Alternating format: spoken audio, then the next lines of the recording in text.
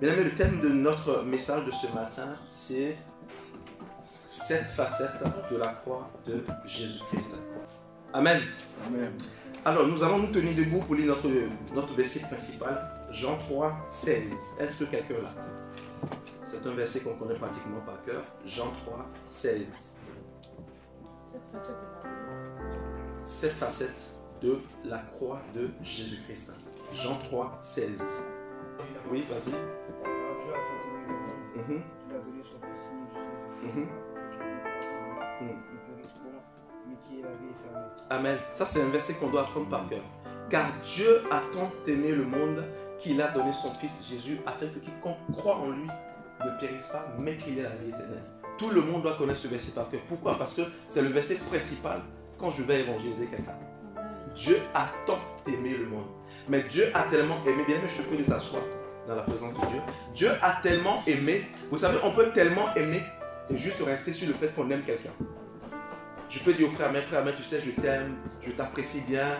Ou je dis à Kylian, je t'aime, je t'apprécie bien. Mais pendant que la personne est dans un besoin, mais je ne parviens pas à répondre aux besoins de la personne. Je dis, mais je t'ai aimé déjà, c'est déjà suffisant. Mais la Bible nous dit que Dieu a tellement aimé qu'il a donné son Fils unique afin que quiconque croit en lui ne périsse pas, mais qu'il ait la vie éternelle. Dieu est allé au-delà de cet acte d'aimer. Amen. Il faut dire que la croix a trois grandes faces. La croix a 3 grandes faces. La première grande face de la croix que nous connaissons tous, c'est le salut. C'est que la croix nous a permis d'être sauvés. Par l'œuvre de la croix, nous sommes sauvés. La deuxième plus grande face de la croix, je parle de face, je ne suis pas encore sur les facettes. La deuxième plus grande face de la croix, c'est la mort. La troisième plus grande face de la croix, c'est la résurrection de Jésus-Christ. La résurrection de Jésus-Christ. Mais aujourd'hui, nous allons beaucoup nous attarder sur la deuxième face de la croix. C'est à travers la deuxième face de la croix que nous allons développer les 7 facettes. Est-ce que je peux parler à quelqu'un ce matin? Il faut dire quelque chose. Il faut dire que avant et après Jésus-Christ, il y a eu des crucifixions. Avant et après Jésus-Christ, il y a eu des crucifixions. Donc, ça ne sert à rien, par exemple, de porter au cou un crucifix ou de mettre dans sa maison un crucifix et de placer toute sa foi en cela. Ça ne sert à rien de se prosterner devant un crucifix parce que, alors même que Jésus était à la croix, il n'était pas seul à Golgotha. Il y avait à gauche et à droite 2 individus. Est-ce que je ne parle de quelqu'un? Donc, bien avant Jésus à la croix, bien avant l'œuvre de la croix, il y a eu des gens qui ont été sacrifiés à la croix. C'est que la croix était le moyen par lequel on mettait à mort ceux qui avaient commis un crime. En France, je me souviens que c'était la guillotine. Les gens, on mettait la tête de la personne là et puis on coupait sa tête. Si au temps de Jésus-Christ, c'était le moyen par lequel on devait tuer quelqu'un qui a commis un crime, la tête de Jésus allait passer par là. Mais le moyen en Israël, en ce temps, pour tuer quelqu'un, un condamné à mort, quelqu'un qui a commis un crime, c'était la croix. Golgotha était le lieu d'humiliation. Golgotha était le lieu où on mettait quelqu'un à nu, on tuait un condamné à mort. Mais il faut dire que à Golgotha, quand tu passes à Golgotha, tu deviens la risée. Même ta famille en Israël n'avait plus de valeur. Et il faut dire que Jésus a subi cela, mais en public. Jésus n'a pas été crucifié dans un 3 mètres carrés. Il a été crucifié en public. Ses vêtements ont été déchirés. Il a été mis à poil, presque nu. Il a subi une humiliation. Donc j'aimerais simplement te dire que avant et après Jésus-Christ, il y a eu des crucifixions. Même parmi les apôtres, il y en a qui ont été crucifiés. La tête en envers. J'aimerais juste ce matin attirer ton attention sur ce qui fait la puissance de la croix.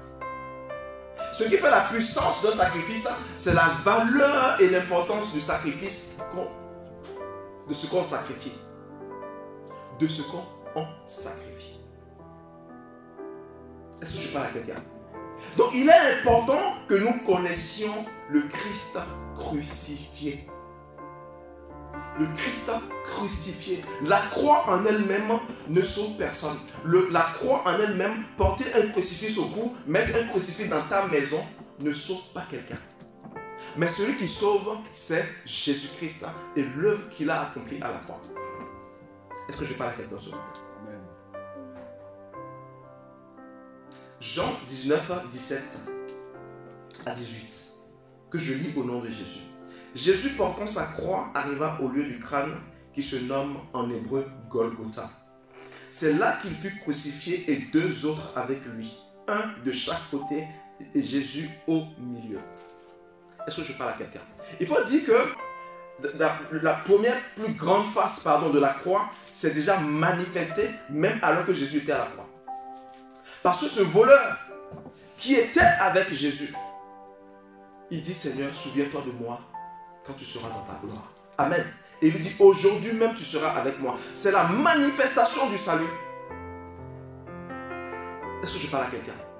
C'est pour ça qu'il est important que nous puissions être dans une attitude d'intercession pour les personnes qui doivent être sauvées. Ce voleur qui a été sauvé in extremis par Jésus, si on demandait à sa famille s'il était sauvé, ils allaient dire non, il n'est pas sauvé. Pourquoi? Parce qu'il a été voleur toute sa vie. Mais au dernier moment, à la seconde auprès, il a été sauvé par Jésus-Christ. Mais bien souvent, nous pouvons être aptes à critiquer. Non, lui ne sera pas sauvé. Lui ne peut pas être enlevé. Nous savons aujourd'hui dans l'église, toutes celles et ceux qui vont être sauvés et ceux qui ne seront pas sauvés. Parce que nous sommes devenus des juges. Alors qu'à la croix, la Bible dit que ce voleur a été sauvé in extremis. Si tu poses la question à sa famille, ils vont dire: non, mais lui il a volé toute sa vie, il ne peut pas être sauvé. Alors que l'œuvre de la croix a parlé en sa faveur. Et mon souhait ce matin, c'est que l'œuvre de la croix parle en ta faveur. Mon souhait ce matin, je n'entends pas ton amen, c'est que la puissance de la croix se manifeste dans toutes les sphères de ta vie au nom de Jésus-Christ.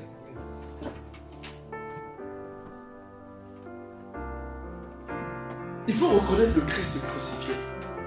Une autre chose, le jour de la crucifixion, il y avait beaucoup de personnes qui étaient au pied de la croix. La mention Jésus, roi des Juifs, était écrite en hébreu, en grec et en araméen. Mais tous ceux qui étaient au pied de la croix, personne n'a pu reconnaître Jésus. Ceux qui l'ont reconnu, ce sont deux soldats qui, vers la fin, lorsqu'il y a eu le tremblement de terre, ils ont dit: certainement celui-là, il est le Fils de Dieu. Mais la plupart des autres, personne ne l'a reconnu. Personne n'a reconnu le Christ crucifié. Tout le monde a reconnu le voleur, celui qui a pris la place de Barnabas. Bien-aimés, nous étions tous des Barnabas. Nous étions tous des condamnés à mort. Et alors que nous étions des condamnés à mort, la Bible déclare qu'il y a eu un changement. À la dernière minute, quelque chose s'est passé. Amen. On a changé la place, on a pris le voleur et on a livré quelqu'un qui était sans faute. Mais Jésus n'a pas demandé de caution. Il n'a pas demandé une garantie. Mais il s'est donné, il s'est livré à la croix. Personne ne l'a reconnu. Ceux qui étaient au pied de la croix ne l'ont pas reconnu. Il y en a qui le traitaient de voleur, il y en a qui ont craché sur lui, il y en a qui lui ont donné du vinaigre, il y en a qui lui ont déchiré ses vêtements. Pourquoi? Parce qu'ils n'ont pas reconnu le Christ crucifié. Quand tu rencontres le Christ crucifié, quelque chose change. Quand tu rencontres le Christ crucifié, ta façon de vivre, ta façon d'être change. Pourquoi? Jean était au pied de la croix. Simon de Cyrène a porté la croix avec Jésus. Beaucoup étaient au pied de la croix, mais ils n'ont pas vécu la même chose que ce que Paul a vécu. Pourquoi? Parce que Paul a rencontré Jésus sur le chemin de Damas autrement. Et le message qui lui a été destiné était un message de la mort. Est-ce que je parle à quelqu'un ce matin? Et quand on regarde dans le message de Paul, on verra que le message de Paul est centré sur la mort. Il dit: Christ est ma vie, la mort m'est un gain. Est-ce que je parle à quelqu'un? Et quand on parle de sacrifice, je parlais tout à l'heure de la qualité de sacrifice.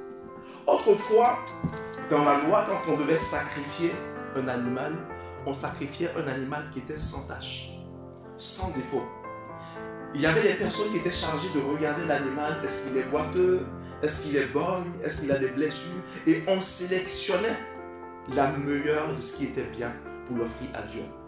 Ça devait être un animal sans tache. Et la Bible déclare que le sang des animaux avait juste la capacité de couvrir le péché. Est-ce que je veux parler à quelqu'un? Le sang des animaux avait la capacité de couvrir le péché. Quand on couvre quelque chose, ça veut dire que je le couvre pour un temps. Mais la Bible déclare que voici l'agneau de Dieu qui ôte le péché du monde. Amen. Ce qui avait été couvert par le sang des animaux, ce qui n'avait pas été capable d'être enlevé par le sang des animaux, avait été capable d'être ôté par le sang de l'agneau. Amen.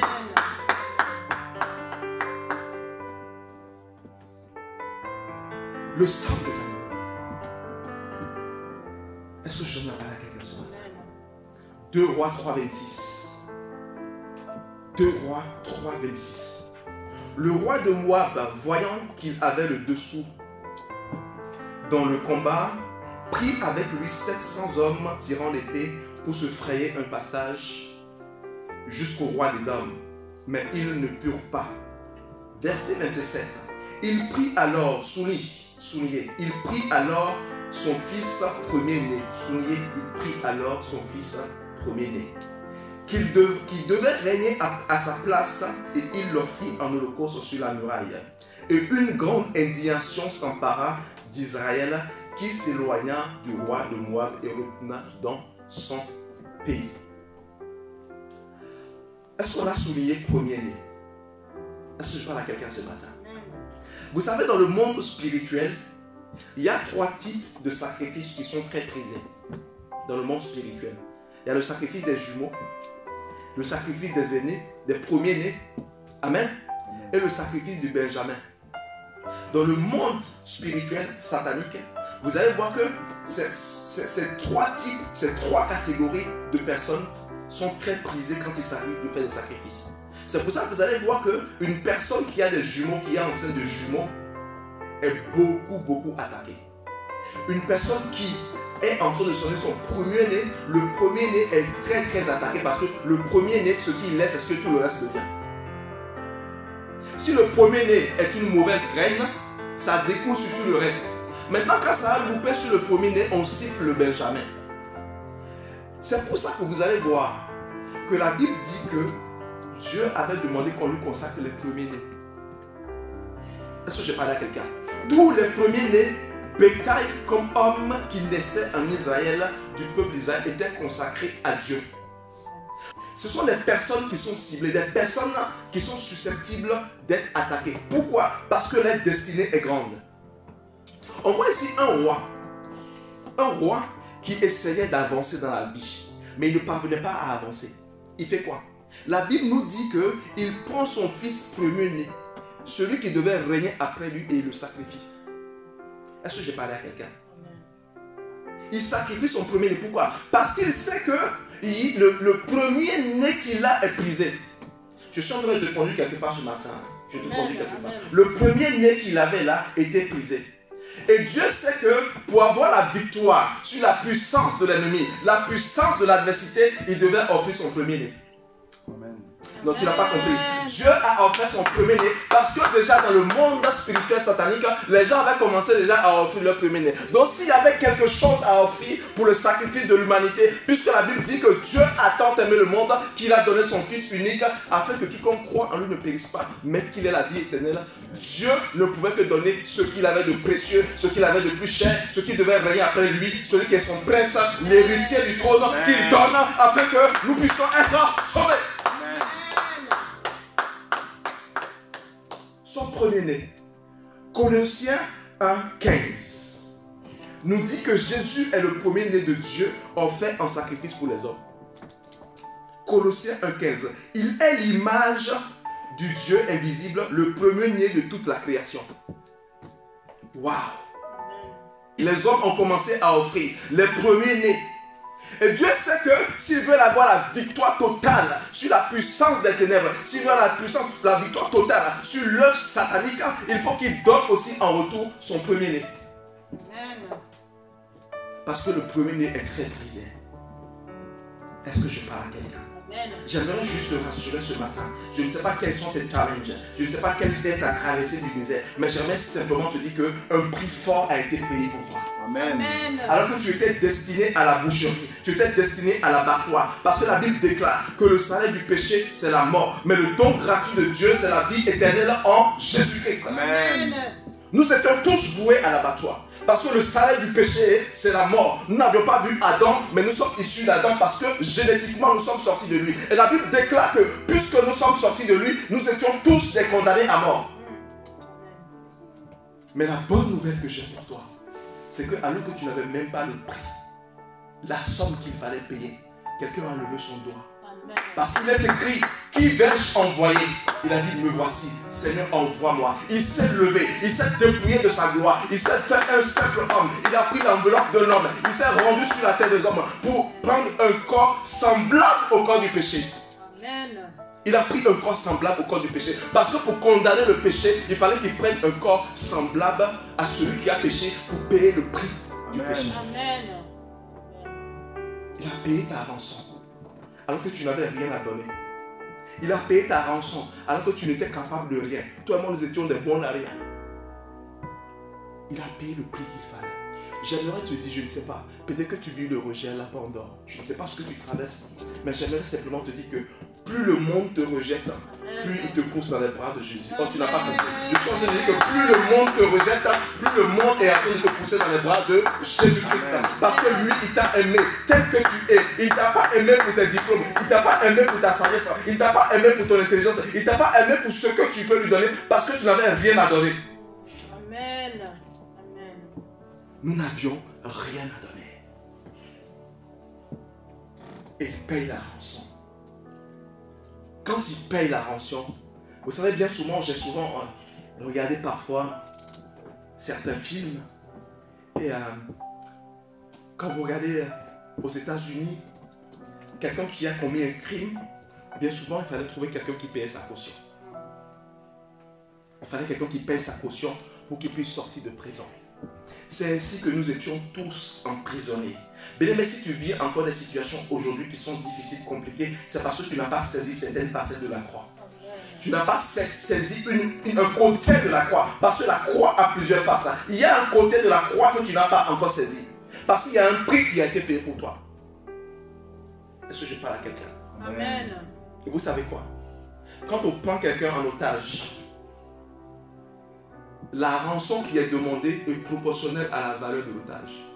Non, tu n'as pas compris ce que je dis. Amen. Nous étions tous des otages de Satan, condamnés à mort par le péché. Mais je suis en train de te dire qu'un otage, quand on le prend, la rançon qui est demandée par les ravisseurs est proportionnelle à la valeur de celui qu'on a pris en otage. Amen. Amen. Je suis en train de te faire comprendre, ton amen n'est pas encore bien consistant. Je suis en train de te faire comprendre que tu as de l'importance. Parce que si Jésus est la valeur inestimable, payé pour toi à la croix et que tu as été en otage, c'est que tu n'es pas n'importe qui. Amen. Amen. Amen. Toi, tu n'es pas n'importe qui. Amen. On prend quelqu'un qui a de la valeur, une valeur inestimable, et on le sacrifie pour toi. Amen. Si on prend en otage l'enfant de Joe Biden, ce que les ravisseurs vont demander en rançon n'est pas pareil que quand on prend l'enfant de cultivateur.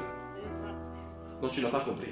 Je dis en fait que quand on prend un enfant de ton village en otage, de mon village en otage, et qu'on prend un enfant d'un chef, de quelqu'un qui est riche en otage, ce que les ravisseurs demandent n'est pas pareil que quand c'est quelqu'un qui est riche. Amen. Donc tu n'es pas n'importe qui. Amen. On a payé ta rançon par quelque chose qui est inestimable. Tu as de la valeur. C'est pour ça que Dieu a décidé de descendre jusqu'à toi. Amen. Dieu est très bon, mon ami. Hein? Dieu est très très bon. Amen. Dieu crée la terre, il dit c'est bon. Il crée le soleil, il dit c'est bon. Mais quand il t'a créé, tu sais qu'est-ce qu'il a dit? Non, je vais t'informer ce matin. Tu n'avais pas cette information. Il a dit que tu es très très bon. Amen.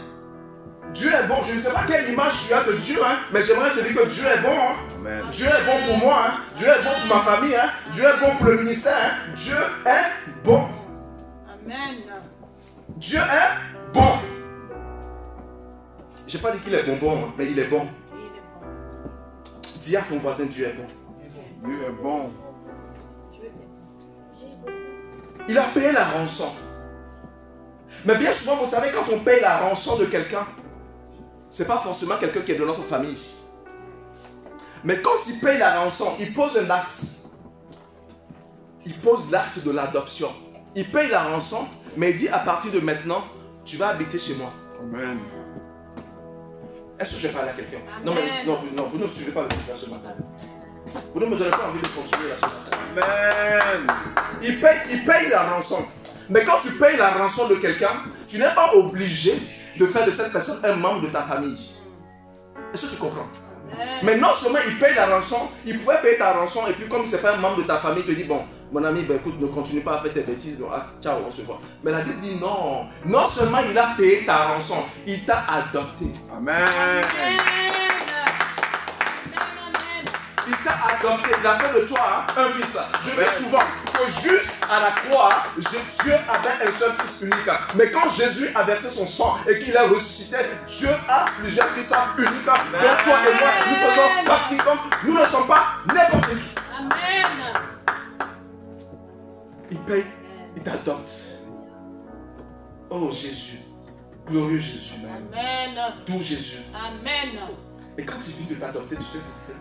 Parce que quand vous avez des enfants dans une famille qui sont des enfants biologiques et que vous en adoptez un, ils deviennent au même titre que tous les autres enfants. Amen. Ils bénéficient des mêmes prérogatives que tous les autres enfants. Maintenant, quand il finit de t'adopter, il fait de toi un héritier. Amen. Waouh! Héritier d'un Dieu si fort, si puissant. Héritier d'un Dieu créateur du ciel et de la terre. Oh, héritier de ce Dieu glorieux qui a créé toutes les galaxies, qui a créé le ciel et la terre, qui a créé les étoiles, la lune et le soleil, qui a créé la flore et la flore, les montagnes et les forêts, les eaux et les océans, les fleuves et les rivières. Héritier de ce Dieu. Amen. Amen. Il paie ta rançon, il t'adopte et fait de toi un héritier. Il dit maintenant, entre dans ma famille, tu m'appartiens. Amen. Héritier de Dieu et co-héritier de Christ. Nous allons avancer. Maintenant, je rentre dans mon message.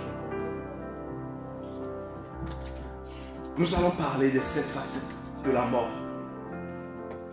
Si Christ est mort, la mort doit agir en nous.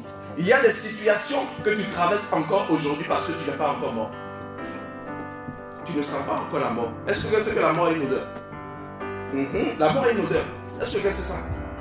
Ah, tu ne savais pas. La mort a une odeur. Quand Jésus arrive dans la maison de Lazare, Jésus dit, où il est le corps est où? La sœur de Lazare dit, Seigneur, il sent déjà. La mort a une odeur. Tant que tu n'es pas pourri, tant que tu n'es pas mort, tant que tu ne sens pas la mort, il y a des dimensions que tu ne pourras pas saisir. Amen. Le problème, c'est que beaucoup veulent ressusciter mais ne veulent pas mourir. Tu ne peux pas ressusciter si tu n'es pas mort. Beaucoup veulent rentrer dans la gloire mais ne veulent pas porter la couronne d'épines. Il n'y a pas de couronne de gloire sans couronne d'épines. Mon ami, yes. 2 Corinthiens 4:11. Car nous qui vivons, nous sommes sans cesse livrés à la mort. Nous sommes sans cesse livrés à la mort. Nous qui vivons. Ça veut dire que si je vis, Paul dit que si je vis, c'est parce que sans cesse, je me livre à la mort. Afin que la vie de Jésus soit aussi manifestée dans notre chair mortelle. Est-ce que je parle à quelqu'un? Amen. Le problème de beaucoup de chrétiens, c'est que nous vivons beaucoup. Nous avons une double vie. Tu ne peux pas avoir 2 vies. Un homme ne peut pas avoir 2 vies. Un homme ne peut pas avoir quelqu'un qui a 2 vies, c'est quelqu'un de faux. Il y a beaucoup de faux dans l'église. Des gens qui ont 2 vies. Des gens qui refusent de lâcher leur vie et d'accepter la vie de Christ. Et la vie de Christ, pour la recevoir, cela passe par la mort. La mort. Tu dois accepter de passer par la mort. Au point de sentir la mort. Est-ce que j'ai parlé à quelqu'un? Amen. La mort doit agir en nous. Et quand la mort agit en toi, sa première facette, sa première facette, c'est l'amour. Sa première facette, c'est l'amour. Dieu a tant aimé le monde qu'il est allé vers le monde. Mais il y a deux autres points qu'il souligne. Un, il dit, vous devez également m'aimer de tout votre cœur, de toute votre force et de toute votre âme. 3, il dit, tu aimeras ton prochain comme toi-même. La première manifestation de quelqu'un qui est mort, quelqu'un qui sent la mort, c'est quelqu'un qui manifeste l'amour sans intérêt. Je ne parle pas de l'amour hypocrisie là, ou quand tu vois le frère à l'église dimanche, tu souris bien, mais après tu le critiques. Les hypocrites, je ne parle pas de l'amour hypocrite, je parle du vrai amour. Amen. Le vrai amour, où tu portes la personne dans la difficulté. Amen. Dieu nous aime et demande de l'aimer en retour et nous demande d'aimer notre prochain. Donc la première facette de la mort, ce qu'elle produit, l'œuvre de la croix, c'est l'amour.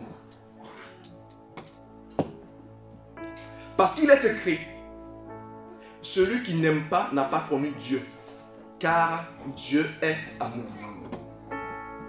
Tu dis que tu aimes Dieu, mais ton frère que tu vois, tu ne l'aimes pas. Tu as de la haine, du mépris contre ton frère. Tu es hypocrite contre ton frère. Tu es un traître. Tu es un Judas. Mais le problème, c'est que les Judas finissent toujours avant les autres. C'est ça. Les Judas payent le prix avant les autres. L'amour qui ne critique pas, l'amour qui aime, qui porte, même dans la difficulté, c'est la première facette de la croix de la mort. Deuxième facette, la compassion. La compassion. Bien aimé, tu sais, la dimension de la compassion, c'est que la compassion te permet de vivre ce que l'autre est en train de vivre sans être l'autre. Tu veux que je répète? La compassion est le moyen par lequel, l'unique moyen par lequel tu peux vivre la difficulté, la souffrance de quelqu'un sans être la personne. La compassion est le déclencheur du miracle. La compassion est le moment ou le moyen par lequel tu peux rentrer dans la peau de quelqu'un, prier pour la personne jusqu'à ce que le miracle s'opère. Amen. La compassion te permet de vivre ce que le frère est en train de vivre sans être le frère. Amen. Amen. La compassion te permet de vivre cela. Pourquoi? Tous les miracles que Jésus a opérés, la Bible déclare, Jésus est mu de compassion. Amen. Jésus voyait la foule qui languissait comme des brebis qui n'avaient pas de berger, était ému de compassion pour elles. Et quand tu lis chaque fois que Jésus avait été ému de compassion, il opérait le miracle. Amen. Tu sais pourquoi? Parce qu'en fait, la compassion te permet d'être exactement ce que l'autre est. Et alors que je parviens à me transférer dans la vie de l'autre, c'est alors que je peux bien prier pour la personne. Si je ne suis pas compatissant, je ne peux pas bien prier pour la personne. Parce que je ne vis pas ce qu'elle vit. Donc la mort produit en nous la compassion. Parce que quand tu es mort, tu ne penses plus à toi. Deuxième facette, la compassion. Troisième facette, le don de soi. Le don de soi. Est-ce que nous sommes en train de suivre ce matin? Est-ce qu'on est en train de bénir le bas ce matin? Est-ce qu'on peut acclamer le Seigneur ce matin? Est-ce qu'on peut acclamer Jésus ce matin? Jésus. Amen. Amen. Le don de soi. La mort, bien aimé, tu sais, la mort t'amène à te donner à Dieu sans calcul, sans réfléchir, sans rien attendre en retour. Jésus n'attendait rien en retour. Il s'est juste donné. Amen. Il s'est juste donné. Donc la mort, quand je suis mort, je ne fais pas de calcul. Parce que nous sommes trop dans les calculs. Je fais ça parce que après ça peut être comme ça. Je donne ça parce que après je peux avoir ça. Je suis avec tel parce que après il peut me faire ça. En fait, le monde dans lequel nous sommes est un monde qui est basé sur beaucoup de calculs. Est-ce que je parle à quelqu'un ce matin? Mais quand tu es mort, tu ne fais pas de calcul. Quand tu es mort, tu te donnes à Dieu. Tu vas vers Dieu tel que tu es sans rien attendre en retour. Est-ce que je parle à quelqu'un? L'abandon. La mort va faire que tu vas être abandonné. La mort fera que tu connaîtras l'abandon. Pourquoi? À la croix, Jésus dit ceci. Il dit, mon Père, pourquoi m'as-tu abandonné? Est-ce que je parle à quelqu'un? Parce qu'en fait, quand tu es mort, tu n'as pas les mêmes standards que tout le monde. Quand la mort opère en toi, quand la mort agit en toi, bien aimé, on t'écrase même l'orteil, mais tu ne sais même pas qu'on t'a marché sur l'orteil. Tes standards sont différents. Les gens vont te prendre pour un mongol, un gogol.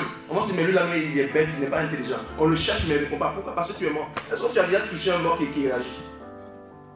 Un mort ne réagit pas. Donc la dimension dans laquelle nous devons atteindre pour toucher certaines choses de Dieu, c'est la mort. La mort doit opérer. Il dit, mon Père, pourquoi m'as-tu abandonné? Si tu n'as pas été encore abandonné, si tout le monde aime encore ton affaire, tu n'es pas encore mort.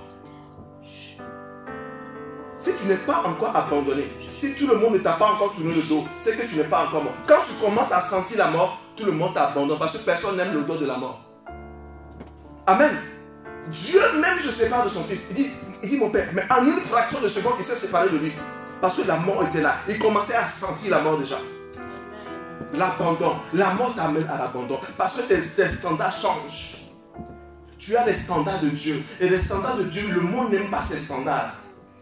On va se moquer de toi. Les gens vont te critiquer. C'est pas grave. On va même te dire que c'est les mêmes choses que tu fais tout le temps. C'est pas grave. Est-ce que je parle à quelqu'un? C'est le signe que tu es mort. C'est le signe que Dieu est en train de te conduire quelque part. C'est le signe que Dieu fait des choses avec toi. Cinquième facette. Est-ce qu'on entend d'être béni ce matin? Amen. Est-ce que le message change la façon de penser des quelqu'un ce matin? Cinquième facette, le rejet. Il va y arriver que des gens en qui tu as mis ta confiance, des gens à qui tu as appelé, avec à qui tu as appelé à travailler, ils vont te rejeter. Parce que je disais précédemment que chaque fois que tu as été rejeté, c'est qu'on te pousse dans les bras de Jésus. Amen. Est-ce que je parle à quelqu'un? Plus le monde va te rejeter, plus tu vas avoir besoin des bras de Jésus-Christ. Est-ce que je parle à quelqu'un? Plus le monde te rejette, plus tu as besoin des bras de Jésus-Christ. Parce que Jésus ne te rejette jamais. Amen. La mort produit le rejet. La mort produit le rejet. Jésus, même ses disciples l'ont rejeté. Ses propres disciples, les gens avec qui il a mangé, ils mangeaient ensemble, dans la même assiette. Ils l'ont rejeté. On demande à Pierre, est-ce que tu connais Jésus? Ah non, celui-là, non. Moi je ne le connais pas. Hein. Non, je ne l'ai jamais vu. Il va arriver des moments où des gens que tu connais, en qui tu as mis ta confiance, vont te dire qu'ils ne t'ont jamais connu, ils vont te rejeter. Pourquoi? Parce que tu es différent. Vous allez voir que l'océan, tout ce qui entre dans l'océan, qui n'est pas de l'océan au sol. Et l'océan, spirituellement, représente le monde. Tout ce qui entre dans la mer, M-E-R, qui n'appartient pas à la mer rejette ça. Donc si tu n'appartiens pas au monde, le monde va te rejeter, c'est normal. Il ne faut même pas que ça te blesse, il ne faut même pas que ça te frustre. C'est comme ça. Amen. 6. La séparation. La séparation. La mort produit la séparation. La mort. Est-ce que quelqu'un comprend la mort de quoi je parle? Amen. Je ne suis pas en train de parler, puisqu'il y a des enfants parmi nous, je ne suis pas en train de parler de la mort physique. Je ne suis pas en train de quelqu'un qui est mort, qui ne... Voilà. Je ne dis pas qu'il faut aller mourir. Hein. Amen. Hein. Je parle d'une mort, c'est-à-dire que c'est spirituel. C'est-à-dire qu'on te touche, on te cherche querelle, on te tape, mais tu ne réagis pas. Les gens viennent te violenter, les gens viennent t'insulter, mais tu ne réagis pas. Parce qu'on attend en retour que tu réagisses, mais tu ne réagis pas. Et puis on te dit, mais lui là, ben, c'est un gogol. Bah oui, voilà, c'est un gogol, il n'est pas intelligent, il a peur. C'est pas grave. Il a peur, il ne sait pas se battre. Il ne sait pas se battre. Je lui ai mis une patate, il n'a pas réagi. Je lui ai mis un boulet, il n'a pas réagi. Amen. Ça veut dire en fait que, pas parce que tu ne peux pas réagir, mais simplement que en fait, tu es mort. Tu es mort. Et c'est important. Avant, pour ceux qui sont célibataires parmi nous ici ce matin, avant de te marier, il faut mourir. Si tu ne meurs pas avant de rentrer dans le mariage va te tuer. Si tu ne meurs pas avant de rentrer dans le mariage va être le lieu de ton abattoir. Est-ce que j'ai parlé à quelqu'un ce matin? Amen. La séparation. La mort produit la séparation. Pourquoi? Parce que Jésus même a été séparé du Père pour accomplir l'œuvre de la croix. Il demande à Abraham dans Genèse 12 de se séparer de la maison de son père. Et dit, l'homme quittera son père et sa mère et s'attachera à sa femme. Dieu est un Dieu de séparation, mais Dieu n'est pas un Dieu de division.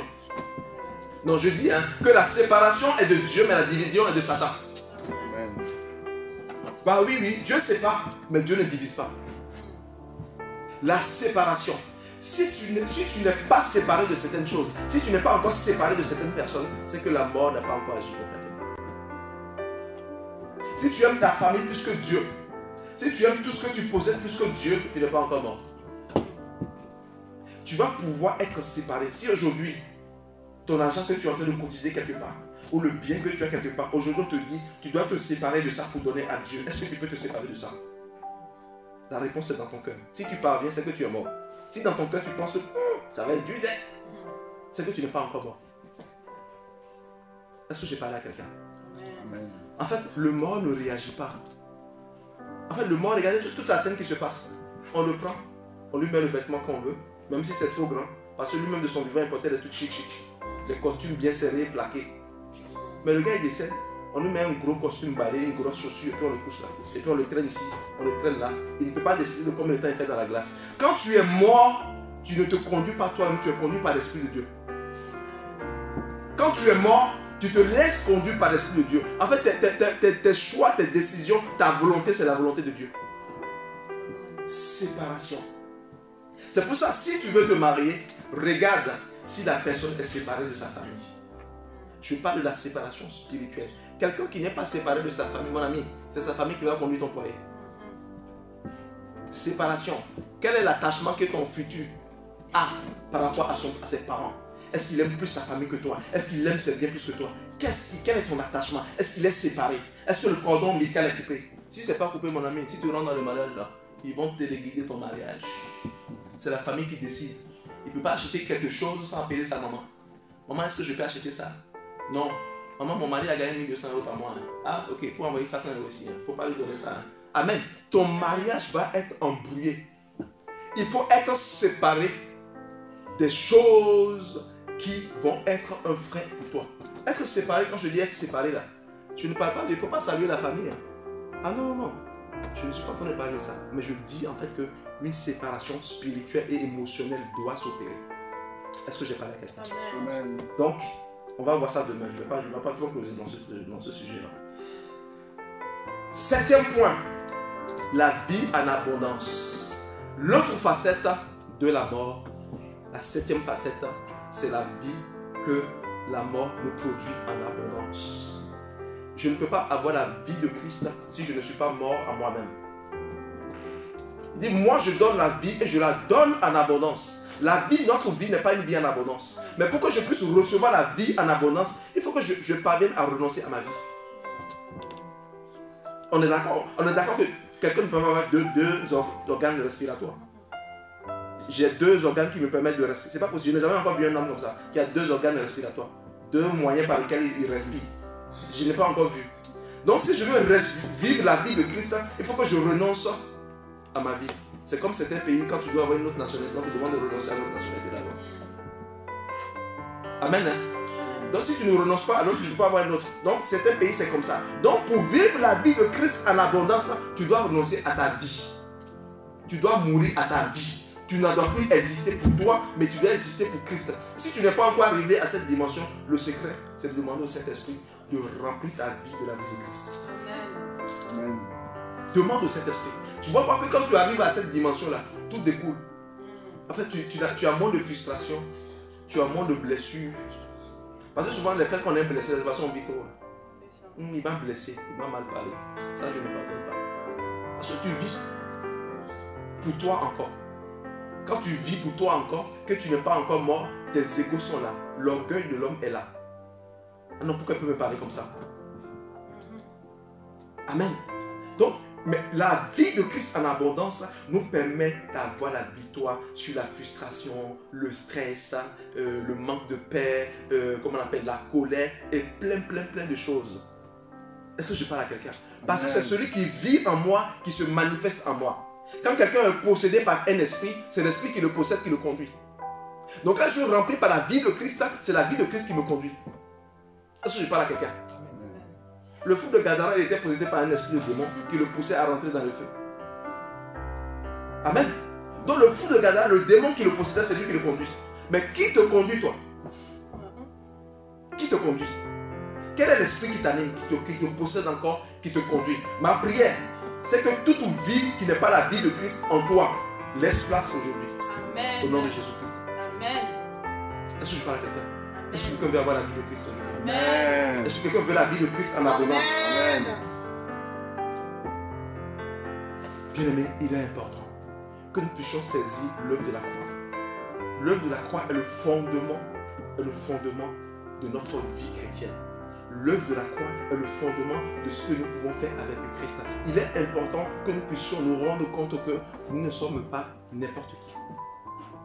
Si Jésus a pu mourir pour nous à la croix, payer le prix qu'il faut à la croix pour nous, c'est que nous ne sommes pas n'importe qui. Et que nous avons du prix aux yeux de Dieu. Est-ce qu'on peut acclamer le Seigneur? Amen. Est-ce qu'on peut acclamer le Seigneur?